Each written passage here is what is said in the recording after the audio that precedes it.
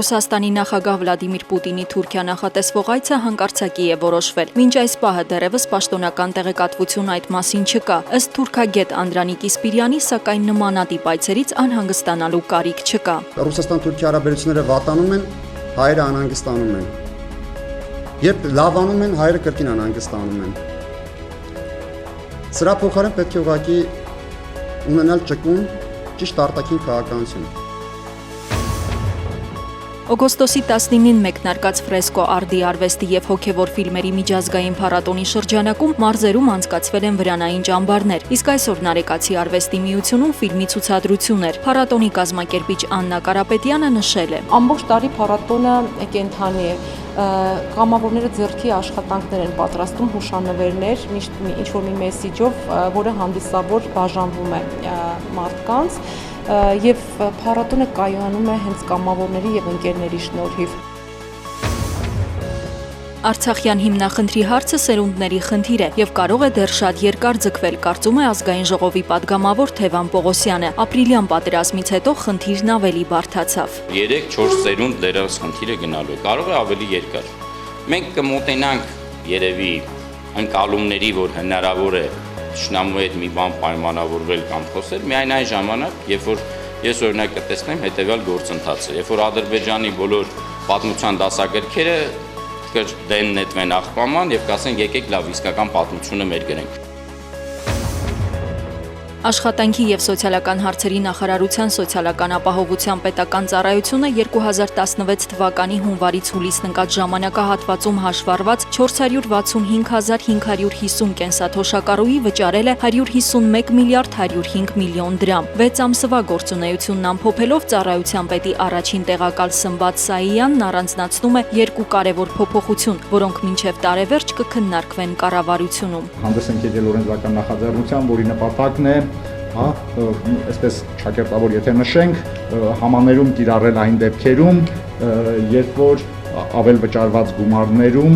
այդքան էլ ակնհայտ չի կամ բացակայում է ըստ էության քաղաքացու ուրեմն մեղքը։ Մյուս կարևորագույն փոփոխությունները վերաբերում է օտարերկրյա երկխաղացիների կենսաչափային ապահովության իրավունքների իրականացմանը։ Հայաստանի Հանրապետության օրենսդրության համաձայն, եթե անձը ունի երկխաղացի է, ապա նա կենսաթոշակ նշանակելիս պետք է ներկայացնի նաև փաստաթուղթ, որ ինքը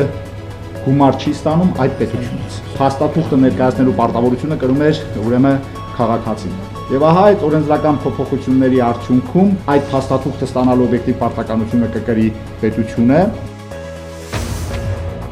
Այնինչ տեղի ունեցավ հուլիսի 29-ին Սարիթաղում ոչ թե ժողովրդի, այլ ոստիկանների կողմից հրահրված զանգվածային անկարգություն էր։ Համոզված են այդ օրը բերման ենթարկված, բայց արդեն ազատության մեջ գտնվող Ժառանգություն կուսակցության անդամները։ Իրենց ասացի ապացույցն են համարում այն, որ դեպքից մի քանի օր հետո հրապարակվեցին լուսանկարներ, որտեղ պարզ երևում էր, թե քաղաքացիական հագուստով քարեր նետող մարդիկ ում շրջապատի մարդիկ են։ Ժառանգություն կուսակցության մամուլի խոսնակ Դավիթ Սանասարյանը adekvat չի համարում այս ամենի վերաբերյալ իշխանությունների արձագանքը։ Այդ մարդիկ ոչ թե պետքա գործից ազատվեն, այլ այդ մարդիկ պետքա տանեն դատարանի առաջ։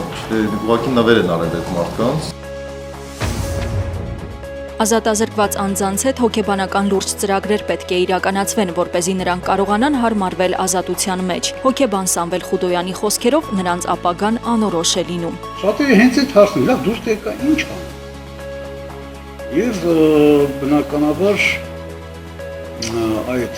հարցերին չկարողանալով պատասխանել, նա նորից ընդունում է հանցագործություն, ինքնասպանություններն են շատ։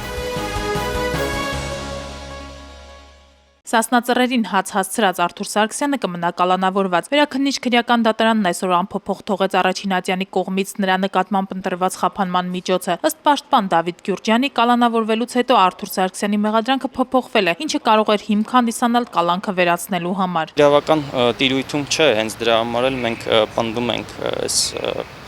ներկայացած փաստարկները բողոքների շրջանակներում, սա քաղաքական իհարկե տիրույթում է գտնվում։ Արթուր Սարգսյանը չի ընդունում իրեն առաջադրված մեղադրանքը եւ հրաժարվել է ցուցմունք տալուց։ Նա մեղադրվում է զենք պահելուն, կրելուն եւ պատանդներ պահելուն օժանդակելու մեջ։ Պաշտպանը նրա արարքում հանցագործություն չի տեսնում։ Ինչ է կատարել Արթուր Սարգսյանը։ Ասենք օրինակ մուտք գործելով ոստիկանական պատնեշ ինչ որ կերպ շրջանցելով, սա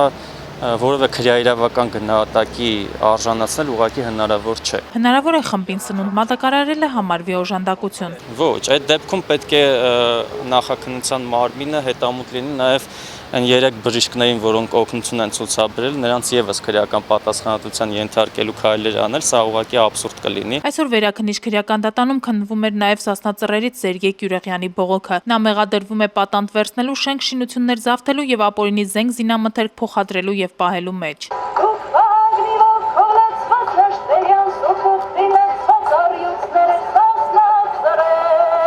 Նույնիսկ այս խոսքերը չփոխեցին դատավորի կարծիքը։ Խորհրդակցական սենյակից վերադառնալուց հետո նա որոշեց մերժել բողոքը։ Պաշտպանի համար որոշումը սպասելի էր։ Նա նշեց, որ Կյուրեղյանը դատանում հանդես է եկել հայտարարությամբ եւ նշել, որ իրեն առաջադրված մեղադրանքը իրականությանը չի համապատասխանում եւ արդարանալու կարիք չունի։ Գործողությունները արդար են եղել եւ ժողովուրդը, հանրությունը Սասնա Ծռեր խմբի գործողությանը տված իր գնահատականով արդեն իսկ արդարացրել է իրենց գործողությունները եւ ասեց, որ թեպետ ինքն է այս պահին մեղադրյալի աթոռին, բայց մեղադրյալի աթոռին շուտով կհայտնվեն իր բարերով Սերժը եւ նրա ծառաները։ Սերգեյ Կյուրեղյանի գործով բողոք կներկայացվի նաեւ Վճռաբեկ դատարան։ Անի Հայկունին 1 տարի առաջ պատրաստվում էր մեկնել Մեծ Բրիտանիա ուսման նպատակով, երբ բժիշկներն ախտորոշեցին կրծքագեղձի քաղցկեղ։ Այսօր նա գրեթե հաղթահարել է հիվանդությունը։ Իհարկե ազդեցություն է ունեցել պայքարելու մեծ ցանկությունը, բայց այսօր նա խոստովանում է, արդյունքի չէր հասնի, եթե չլինեին ընկերները։ Իմ բուժման համար օրինակ ընկերներս կազմակերպեցին դրամավակ, որպեսզի ես ի վիճակի լինեի բուժումը շարունակել, որտեղ շատ թանկ էր։ Խոսքը տասնյակ հազարավոր դոլարների մասին էր։ Բուժման համար գումար չունենալու խնդրին Հայաստանում բախվում են քաղցկեղ ունեցող գրեթե բոլոր մարդիկ։ Պետությունն իր վրա վերցրել է միայն սոցիալապես անապահով խաղվի բուժման ծախսերը, մյուսները պետությունից քիմիոթերապիայի մի կուրսի համար ստանում են 30,000 դրամ, վիրահատական միջամտության համար 115,000 դրամ։ Դրանք ինչ-որ չի կաթիլներ են այս դիվասիոն բուժման։ Չին կաթիլներ չեն, բայց նայած տեսակ։ Օնկոլոգիայի ազգային կենտրոնում ստացիոնար բուժում տարեկան ստանում է մոտ 10,000 քաղցկեղ ունեցող մարդ։ 2015 թվականին հիվանդների թիվը եղել է 8372։ Ինստիտուտի փոխտնօրենը չի հերքում նրանց մեծ մասը սոցիալապես անապահով խաղվի մեջ չի մտնում, բայց նաև վճարունակ չէ։ Մենք ունենք հնարավորություն զեղչելու հնարավորություն եւ ամբողջ օրը ես այդ զեղչային հանձնաժողովում եմ, ամբողջ օրը զբաղված ենք դրանով, զեղչում ենք։ Բայց այդ բոլորը, եկեք անկեղծ խոսենք, անդրադառնում է մեր հիմնարկի ֆինանսային հնարավորությունների վրա։ Եթե վաղը ես պետք է առնեմ, մենք պետք է առնենք այս կամ այն սարքավորումը, որը վաղը ավելի հնարավորություն կտա լավ բուժելու, այսօր մենք չենք կարողանում դա առնել։ Մենք մտնում ենք այդ հիվանդների վիճակի մեջ, իհարկե մտնում ենք, եւ այսօր դրա համար մենք փորձում ենք ինչ-որ մի բան անել, բայց ես կարծում եմ, որ պետության հայացքը պետք է շուռ գա դեպի ռուսխաբանությունը։ Ամբողջ աշխարհում տարեկան 12 միլիոն քաղցկեղի դեպք է գրանցվում, նրանցից 7 միլիոնը մահանում են։ 20 տարի առաջվա հետ համեմատ Հայաստանում քաղցկեղի դեպքերը 2 անգամ աճել են, բայց պակասել են մահացությունները։ Բժիշկները պնդում են, պատճառը վաղ ախտորոշումն է, ուստի նրանք հորդորում են աչալուրջ լինել եւ հաճախ հետազոտվել։ Խորսալի գյուղում մթերքի իրացումը թիվ 1 խնդիրն է։ Չնչին կոպեկներով սոր կատնամթերք հանձնում, կաթ հանձնում։ Սոր 100 դրամով կաթ են հավաքում։ Դրանից գյուղացին արդեն հիասթափվում է, անասնապահությունը քիչ հանում է։ Լոռու մարզի Ղուրսալի համայնքը 247 տնտեսություն ունի։ Բնակչության մոտ 40%-ը մեկնել է արտագնա աշխատանքի։ Հիմնականում զբաղվում են անասնապահությամբ եւ հողագործությամբ։ Աշխատանքի արդյունքը կախված է բնության բարեհաճությունից։ Կարկուտից ստարի չենք, մի շատ վնաս չի կրել համայնքը։ 2016 թվականին, ես կարել ասել ստարը ընթացքում, որ ասում դա Աստված որ սեն շարունակվի, գյուղացին կարենա իր բերքը հավաքի։ Արչահովիտում ճանապարհները բարվոք վիճակում չեն, ոռոգման ջրի հարցը եւս բաց է։ Ցանքատարածությունները ոռոգելու համար օգտագործվում է խմելու ջուր։ Նախկինում պոմպական ունեցել են, որը այդ 90-ականներից հետո թալանվել է, սոս չկա։ Հիմնականում բնակչությունը օգտվում է խմելու ռոռոկման ջուրը խմելու ջուրը օգտագործում են նաև ռոռոկման։ Այս ամառվա ընթացքում արդեն խմելու ջրի խնդիր ունենում ենք։ Այս տարի համայնքային բյուջեի միջոցներով մեկնարկել է 1600 կիլոմետր երկարությամբ նոր ջրագծի կառուցման աշխատանքները։ Համայնքային բյուջեի հավաքագրումից գյուղապետը դժգոհ չէ։ Կիսամյակային պլանը ըստ նրա կատարված է 100%-ի չափով, որից 1.136.000-ը հողի հարկն է։ Իսուրս թոշակաստանում ամեն թոշակից 1000-2000 քիչ տարես է։ Արտաճանաչիկ մենք ասենք։ Մարդկա որ ունենալ չի տա, բայց մարդ էլ կա որ այն չունեց այդտեղ ասում լավ մի հատեսի վերցրու, քանի աշկս չի տեսեմ ծախս։ Արչահովիտ գյուղում կա նաև բնակարանային խնդիր։ Անահիտ Փահլևանյանը 1990 թվականից գյուղի բնակիչ է, ապրում է այս անշուք եւ անբարեկարգ տնակում։ Ես բախտականի ստատուս չունեմ,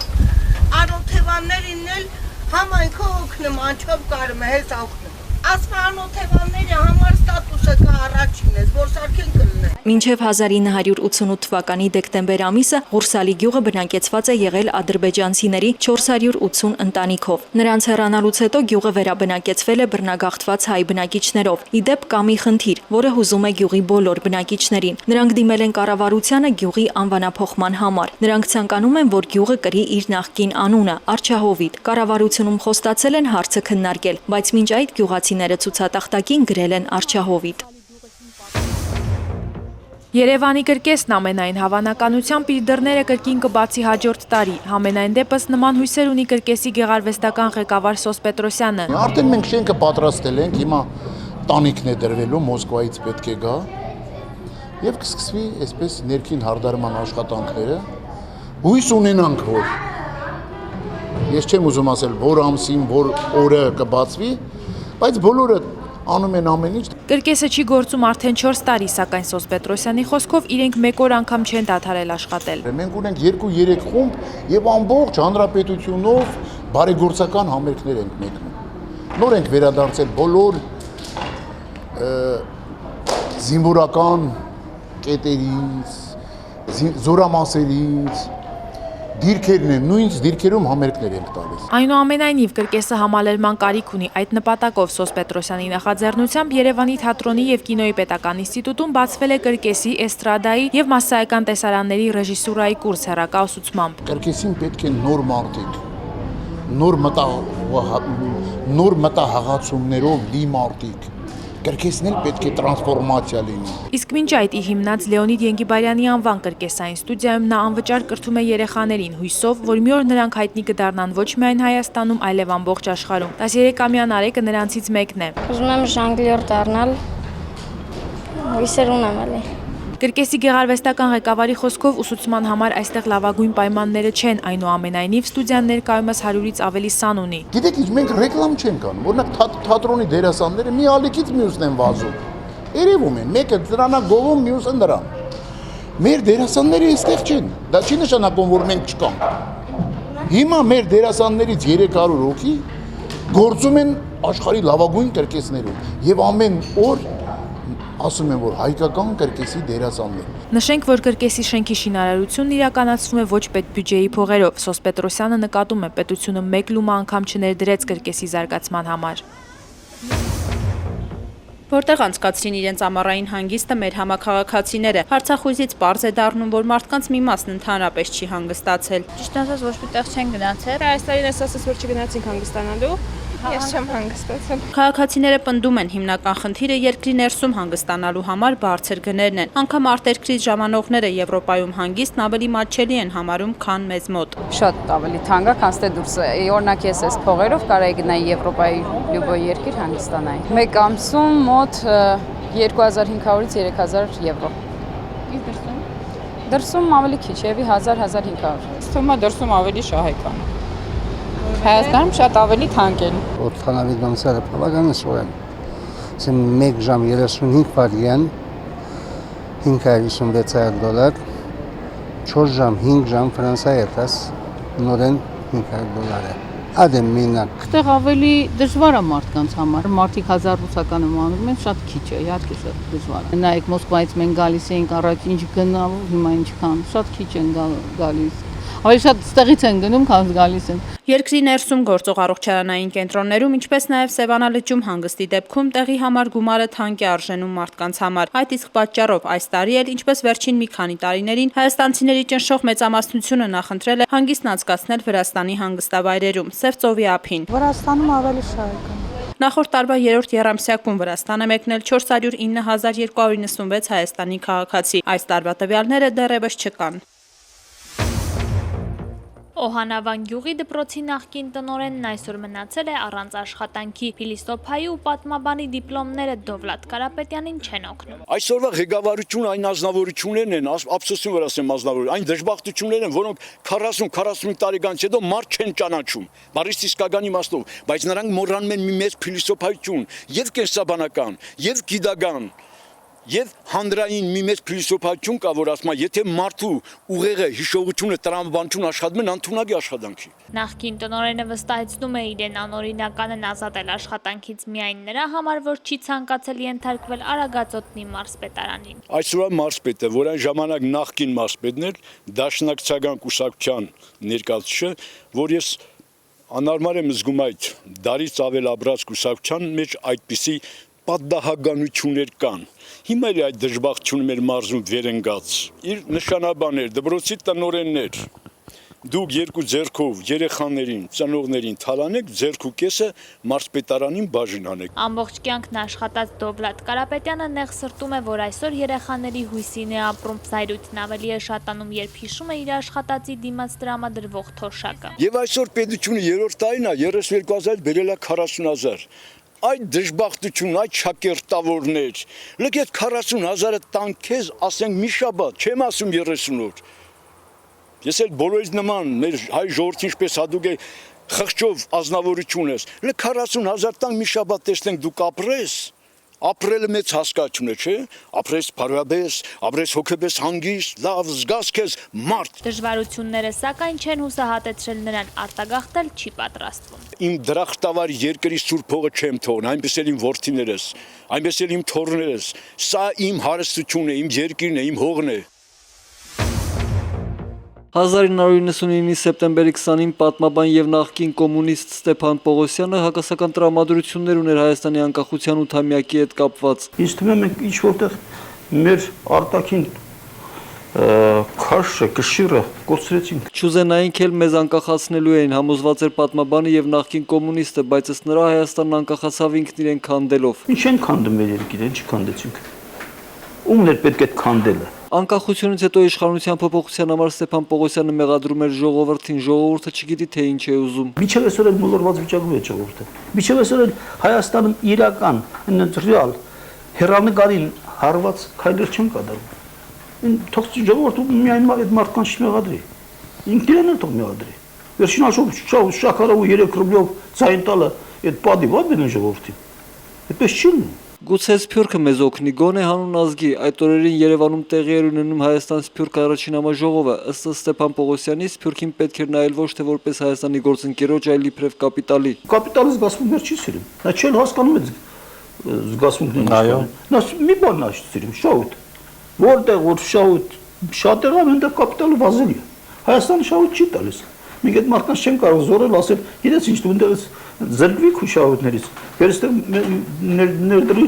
հանուն ազգի, հանուն ազգի, նա չի անի դա։ Պատմաբանն իհարկե երբեք էլ հիացած չի եղել իր հայրենիքի հետ հայ մարդու կապվածությամբ։ Ի վերջո բոլորը չէ որ արտագաղթում էին նյութական պատճառներով։ Դարից եկող ինչ բան կա։ Հայը իր հայրենիքի հետ հույսեր չի կապում։